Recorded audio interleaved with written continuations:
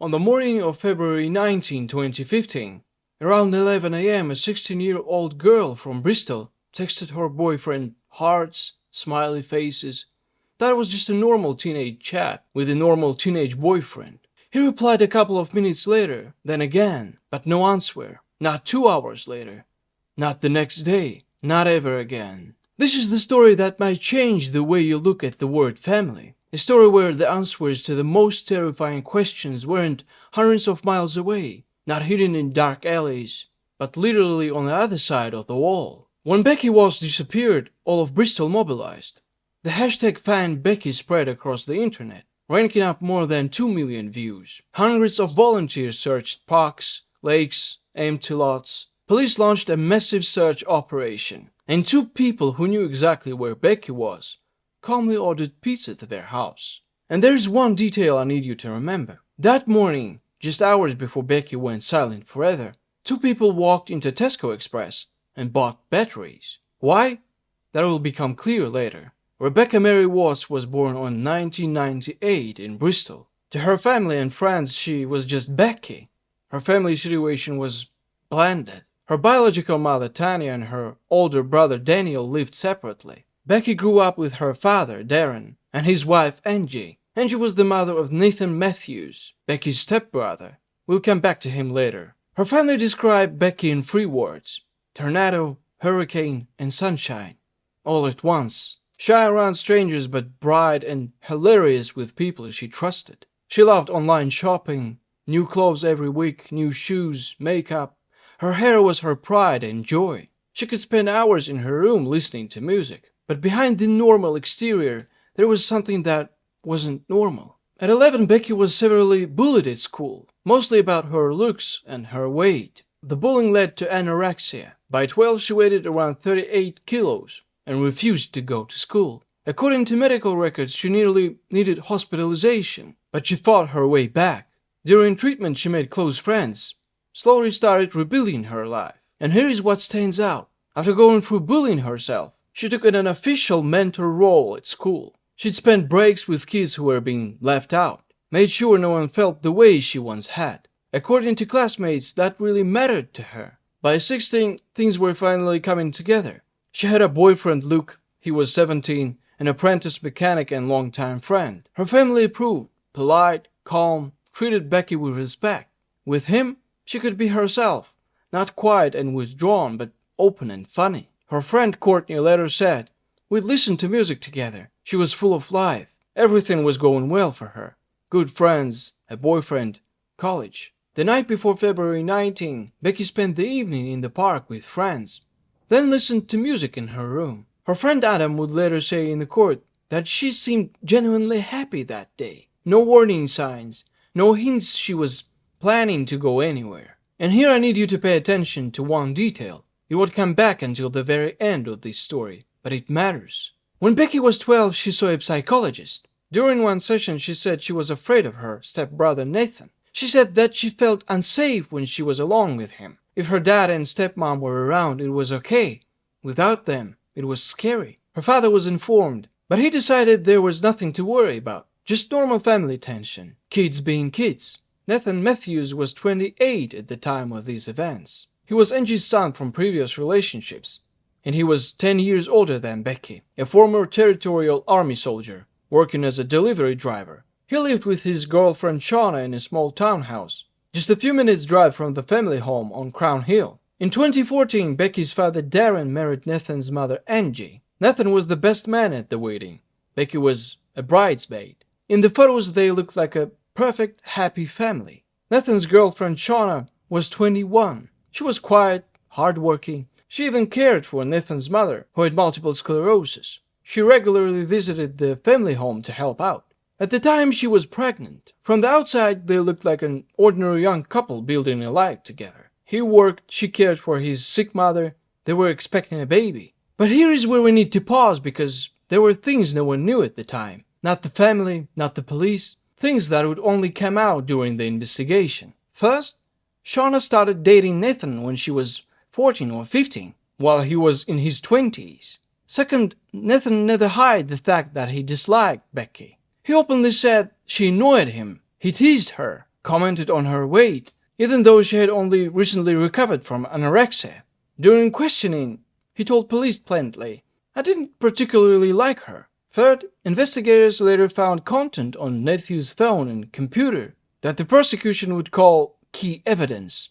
That was the materials involving minors. I won't go into detail. We can draw your own conclusion. And fourth, maybe the most important, 3 months before the events in November and December 2014, Nathan and Shauna exchanged strange text messages. Forensic experts later recovered them. On December 9 at 12 p.m., Nathan wrote, "Bring me 2 fit schoolgirls." A minute later, Shauna replied, "Haha, yeah, right. I'll just kidnap them from school." Later the same day he wrote, "Went into a shop, saw a cute petite girl, almost knocked her out to bring her home." 20 seconds later, Shauna replied, "Don't you dare almost me. Go on, do it." Shauna would later call these messages jokes and sarcasm. She said she played along because she was afraid of Nathan's reaction. The defense argued Nathan was controlling and abusive, controlling her food, her money, sometimes even hitting her. The prosecution saw something else. In the prosecutor's words, a shared unnatural interest in attractive underage teenage girls. Police would also find 2 stun guns purchased in Shauna's name and delivered to Becky's family house. Shauna claimed she thought they were flashlights, that Nathan used it as a torch in the bedroom, and that he had lots of torches. That was the reality behind the facade of an ordinary young couple in Bristol. And all of it happened before February 19. To understand what come next, we have to picture that morning. The evening before February 19, Becky returned home after spending time with friends at the Barton Hill Rugby Club, where they'd played skittles. She stayed all the night at friend's house, and on the morning of the 19th around 8 a.m., she was dropped off at her home on Crown Hill. Becky planned to sleep in. She needed to recover before retaking some college exams. Around 11 a.m., her stepmother Angie left for a doctor's appointment. As we said earlier, she had multiple sclerosis, and regular visits were a routine. Becky was left alone in the house. It was the first and only time she was there without adults. And according to investigators, that moment wasn't random. Nathan knew his mother's schedule, and shortly before that, earlier that same morning, CCTV captured Nathan and Shauna inside a Tesco Express. The batteries from the beginning of this story, they were bought them. These batteries for the stun guns, as investigators would later say, was planned to use in a kidnapping. Nathan and Shauna drove up to the house on Crown Hill. They brought a red suitcase with them. What was inside that suitcase would later become one of the key pieces of evidence in court. Handcuffs, 2 stun guns, duct tape, black trash bags. The prosecution would call it kidnapping kit. Exactly what happened the next few minutes will probably never be known in full detail. But here's what investigators were able to establish. At 11 a.m., Becky stopped replying to her boyfriend Luke's messages. That was the last recorded activity from her phone. A postmortem later showed more than 40 injuries on her body, signs that she fought back. The cause of death was strangulation. She was only 16 years old, about 5'1". After that, according to Nathan's own statement, he went back into Becky's bedroom and packed her phone, laptop, tablet, some makeup and clothes into a black bag, trying to make it look like she'd left the house on her own. Her body was then placed in the trunk of their car. Around 12:35 p.m., Angie came back from her doctor's appointment. Other family members arrived shortly after. Nathan and Shauna didn't leave. They stayed, talked to relatives, acted completely normal.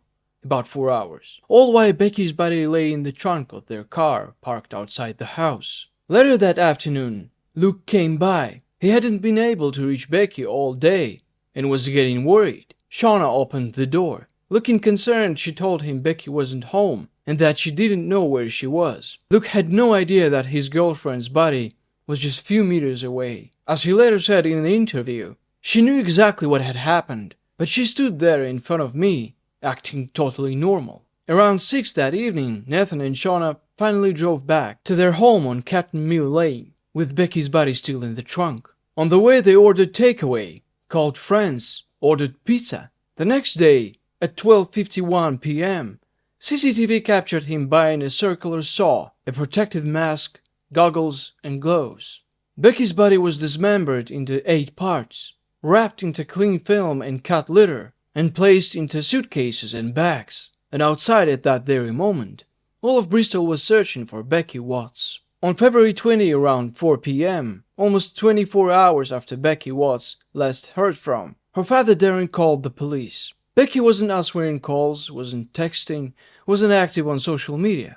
For a girl who rarely left the house without telling someone, especially because of anxiety, this was completely out of character. Her family knew that. The police didn't. At least not right away. The initial assessment was routine. 16 years old, maybe she went to a friend's place. Maybe she argued with someone at home. Risk level low. According to a letter reported by Bristol Safeguarding Children Board, it took police 2.5 hours, during which the family had already called everyone Becky knew and realized no one had seen her. Meanwhile, Darren didn't wait.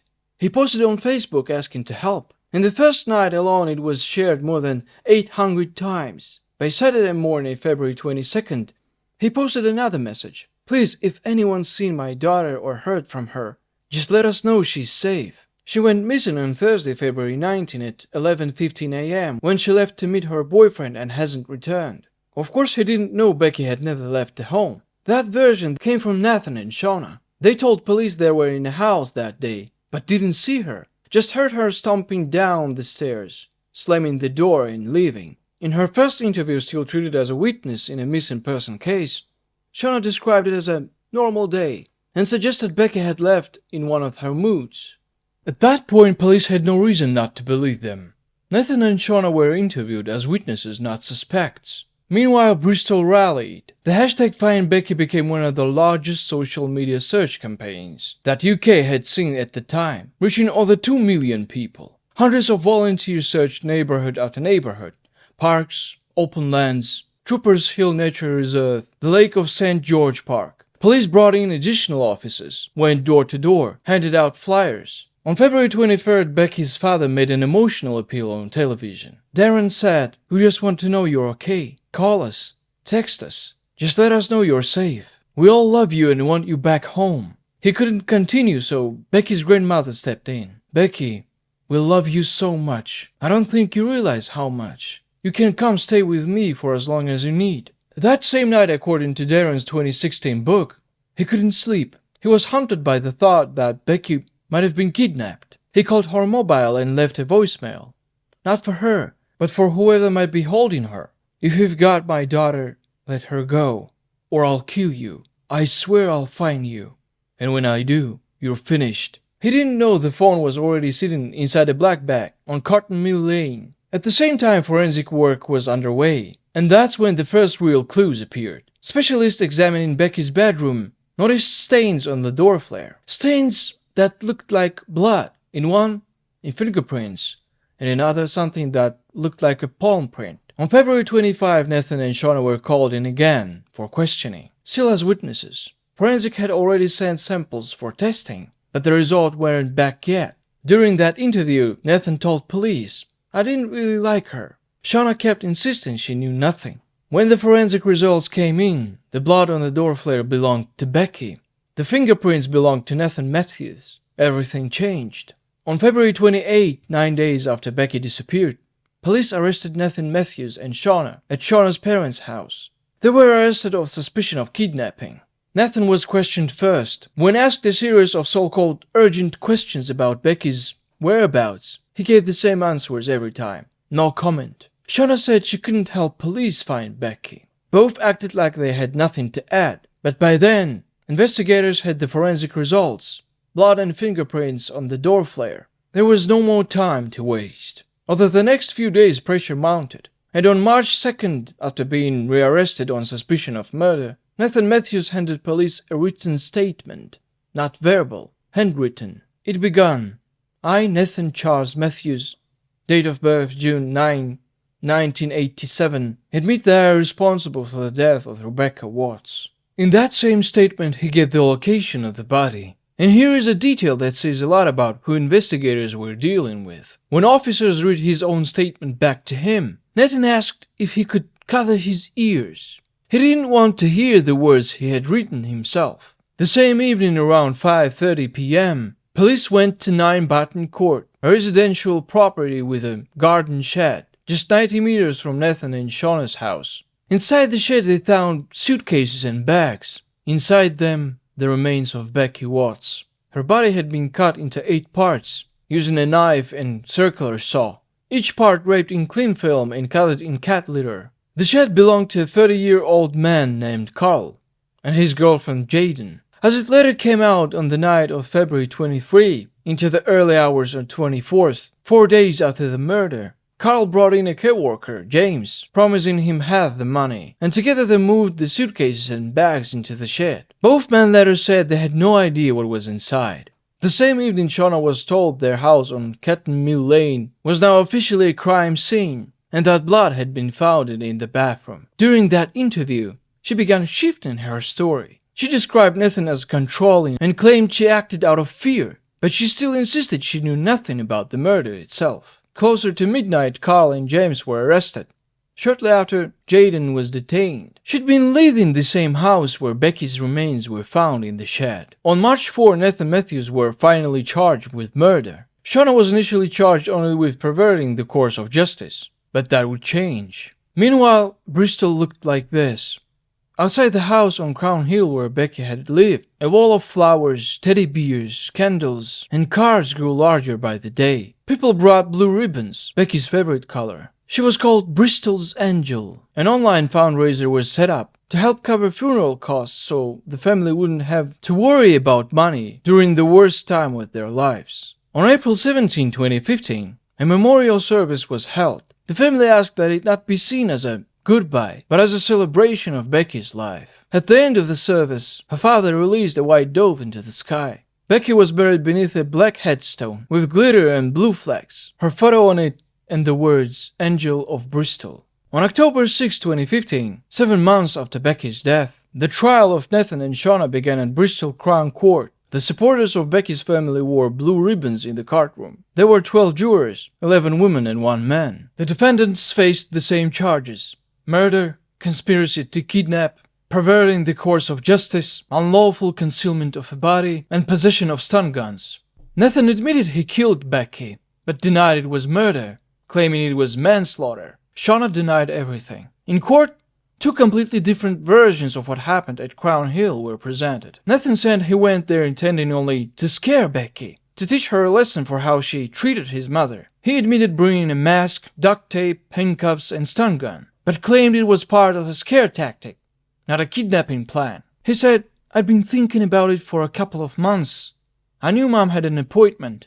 It was an opportunity." According to him, he went upstairs, taped Becky's mouth shut, and told her, "As long as you do what you're told, everything will be fine." But she fought back, and during the struggle, she suffocated. Nathan insisted Shauna was in the garden and saw nothing. Shauna's version was ever simpler. She knew nothing at all. She said she'd been sleeping, and the text about schoolgirls were sarcasm. She thought that stun guns were flashlights. In court, she described Nathan as aggressive and controlling her food, her money, physically abusive. The defense pointed her as a frightened young woman under the influence of a violent man. But the prosecution saw it very differently. Prosecutor William Mosley asked the jury a direct question. Did she strike you as a timid, frightened girl scared of Nathan Matthews, or as a confident, concluding woman who seemed older than her 21 years? He pointed out that during her time on the stand, he showed not a single sign of emotion. And he raised that many observers later called the turning point question. Why would Nathan bring Shauna along if he planned to act alone? The evidence was circumstantial, but there was a lot of it. Shauna's DNA and traces of her makeup found on lining of the mask discovered near the remains, the stun guns purchased in her name, CCTV footage showing the couple buying bags, plastic wrap, and cleaning supplies after the murder. An expert testified that dismemberment would have been significantly easier with 2 people, and data showing the couple had repeatedly watched a YouTube video about how to dispose of the body. Shauna claimed they found it funny. On November 11, the jury retired to deliberate. 3 hours and 27 minutes later, the verdict were delivered. Nathan guilty of murder, Shauna not guilty of murder but guilty of manslaughter, both guilty on the remaining charges. Judge said the evidence pointed to a fixation on sex with petite teenage girls, and that the kidnapping had a sexual motive. Nathan received life sentence imprisonment with a minimum term of 33 years. Shauna was sentenced to 17 years. Both appeals were rejected in 2016. But the story doesn't end with the sentencing. Becky's father read a statement in court. When the news came, our entire world collapsed. The only way I can describe it is like being thrown off a cliff into despair. In September 2023, Shauna was released from prison after serving half her sentence. She wasn't yet 30. Becky's mother Tanya told reporters she had lived in fear of this day, that the woman involved in her daughter's death was now free to live her life, while Becky would never get that chance. In 2018, the Bristol Safeguarding Children Board published a case review. The official conclusion: there is no evidence that the murder could have been predicted or prevented. But in that same report, something else. At 12, Becky told the professionals she was afraid of her stepbrother. A referral to a child sexual exploitation protection program was never completed due to confusion of the responsibility. A 12-year-old girl sat in front of an adult and said she was scared, and that adult decided there was nothing to worry about. So there is a question I'll leave with you. Where is the line between a warning sign and something we brush off as just family tension? And who decides when it's time to stop brushing it off?